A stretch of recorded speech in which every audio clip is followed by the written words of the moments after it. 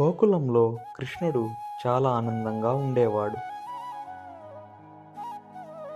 కృష్ణుడికి వెన్న అంటే చాలా ఇష్టం. ఇంట్లో వెన్న సరిపోక పొరుగింట్లో వెన్న దొంగలించేవాడు. అలా ఒకరోజు స్నేహితులతో కలిసి వెన్న దొంగతనానికి వెళ్తాడు.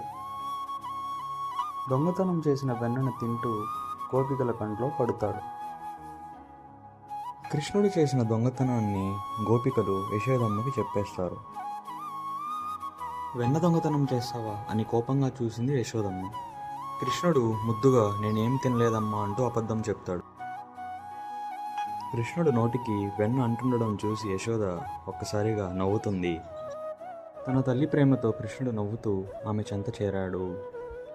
గోపికలు కూడా కృష్ణుడు అమాయకత్వాన్ని చూసి చిరునవ్వులు చిందించారు.